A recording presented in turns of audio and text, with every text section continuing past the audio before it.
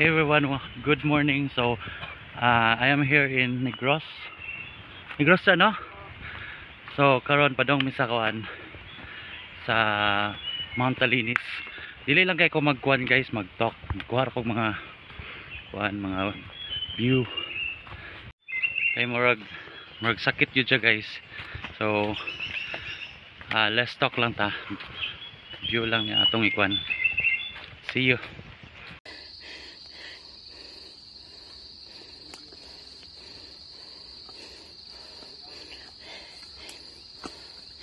Mount Talinis guys, grabe. Ano, wala akong masasabi. Wala akong masasabi guys. Kailangan mo talaga mag-prepare kung gusto mong pumunta dito kasi napakaganda ng place, tapos mahirap lang yung trail. Pero sulit talaga. Tara.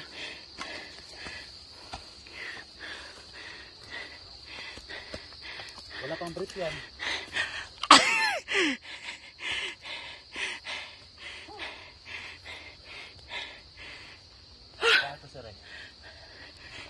Nag-video ko diretso. Wala pa na ako nagputol. Super ganda ng mountain. Tingnan mo guys, oh. Nakano pa. It's an achievement talaga pag pumunta ka sa Mount Talinis. Medyo mahinga lang, pero solid talaga dito sa taas. Oh, Mount Talinis, thank you. There. So mga ingon ani 2 hours and a half na climb daw. Okay. It's really an assault. The good thing is that nana siya established nga trail, so somehow dili na siya dagdag pahirap ang kuan. Ang ingay ni Charity. So guys, pahinga muna kami dito guys kasi 30 minutes, grabe yung ano, grabe yung trail dito, napaka steep. Ang sakit sa paa at sakit sa dibdib. So pahinga muna kami yung team. Ayan sila, oh. Charity.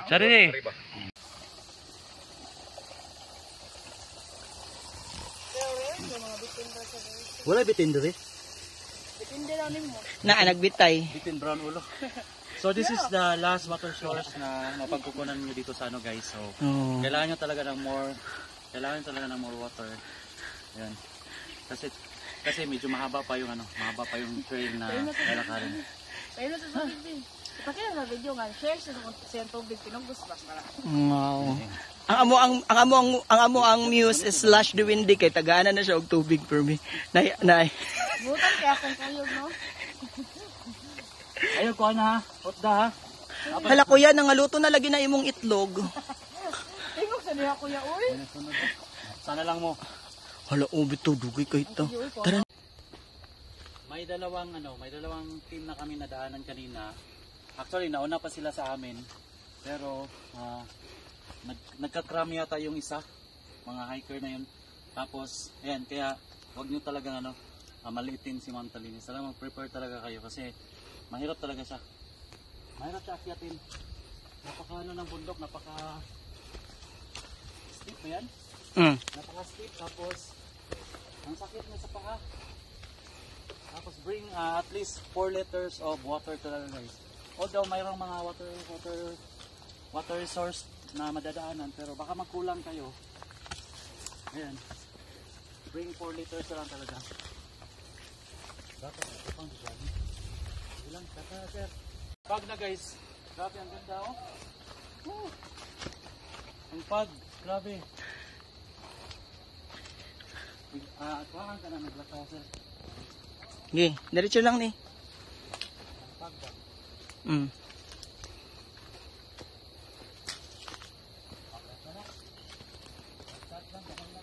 Sulti dayon, sulti na pod. Sulti na pod. O trato ka tong imuhang. Ha? Tapos yung mga dito guys, yung mga puno ba, grabe ang laki. Ayun guys oh.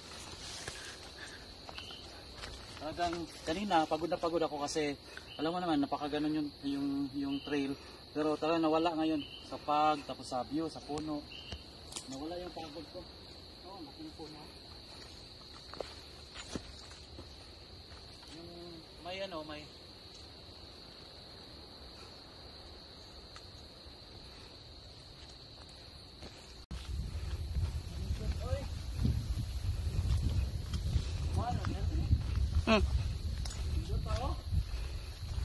pag, grabe. Grabe ang pag, guys.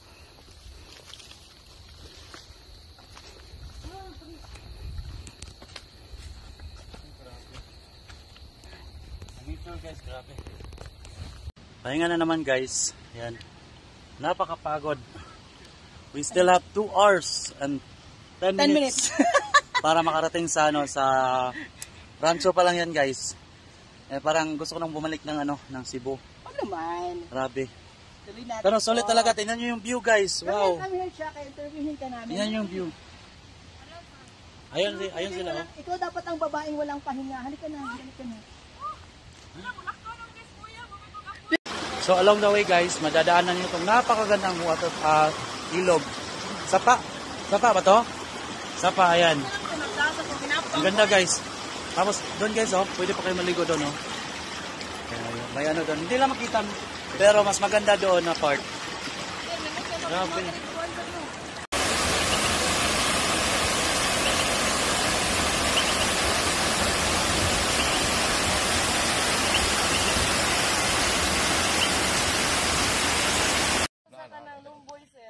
Ang Lomboy lamig kaya kinahanglan kay nakatawo. Kung ako may mong presidente, Umuon ako ang Lomboy nga National Tree.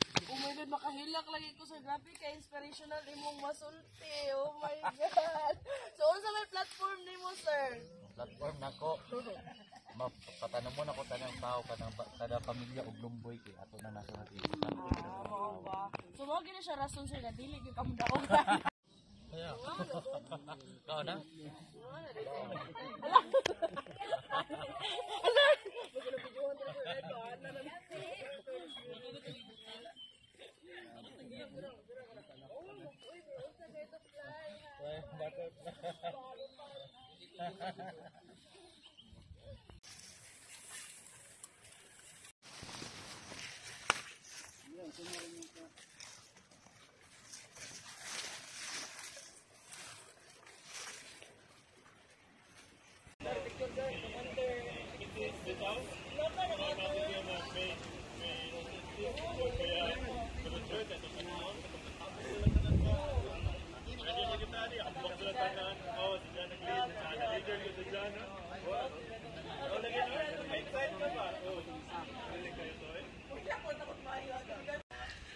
Hi guys, nag-standby muna kami dahil yung naunang group andun sila sa medyo mahirap na trail, so waiting pa kami ng advice if pwede na kaming sumunod. So yan, together with, hey Joe! Hello! Lagag Lubot.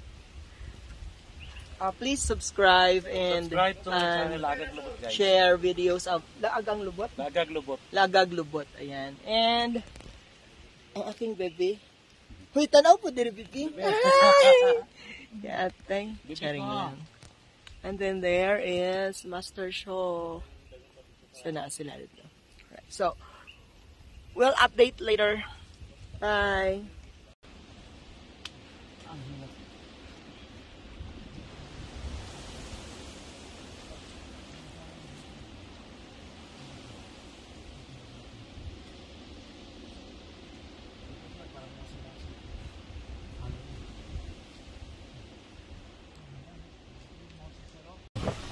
So, nandito na kami sa peak guys. Kain muna kami kasi ayan sobrang gutom pala. Walang walang clearing. Antay namin yung clearing. Kasi ang laki ang dami ng fog. Tapos yung lakas pa ng hangin dito guys. Yung mga kasama namin kumain. At saka yung iba, sila. So mamaya, pag nag-clearing to, picture tayo doon sa kahoy. Grabe, ang lakas ng hangin, no? Murag dito siya. Dili ko pwede. Murag feel na ko. Makuhan ko na. Balik ko. Murag mas dito siya. Ayos na tayo kung kamot.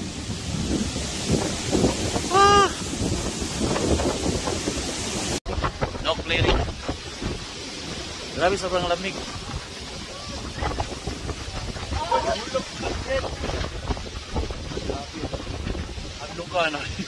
Adlo ka na eh.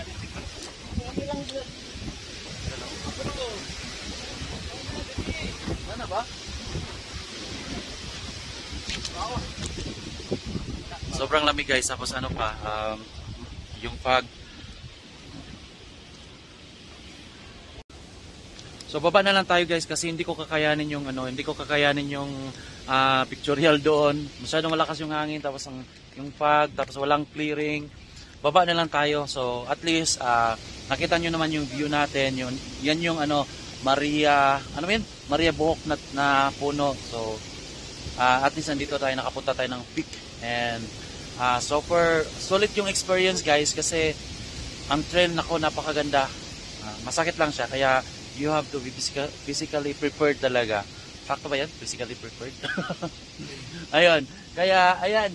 Minalas tayo. Walang clearing. So, uwi na lang tayo sa rancho.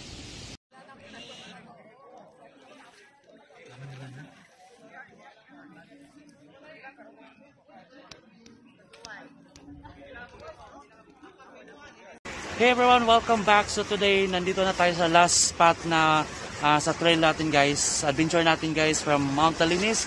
Punta tayo kanina ng lake na Ilig, tapos dumaan din tayo ng anong tawag ng lake na yon. Tapos ngayon, ito yung last spot, yung sulfur. Yan, kung nakakita nyo, ano pa siya, kumukulo-kulo. Pero hindi naman siya mainit. Ewan ko lang kung bakit siya kumukulo-kulo. And sad thing, ayan, yung maraming mga ibon, ayan, nakikita nyo ba? Ayan, ibon, andun pa, mamatay, siguro siguro uminom sila ng tubig dyan, tapos ayun, nalason, kaya namatay. So super ganda guys, and mabaho lang siya pero maganda yung location.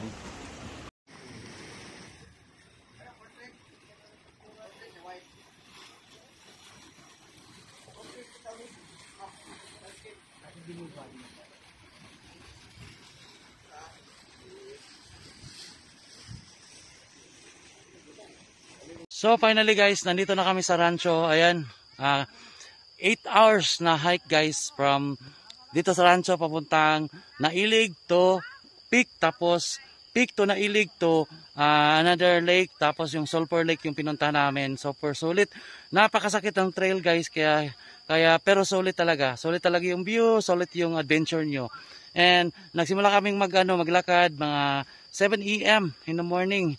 Tapos natapos kami ngayon mga 4 PM na. So medyo mahaba pa ang lakaran talaga yung namin ngayon. Pero andito na tayo, makakapagpahinga na tayo, makakainom na tayo ng tubig, at saka makakain na tayo ng manok. Ayan, excited ako sa pagkain kasi gutom na gutom talaga.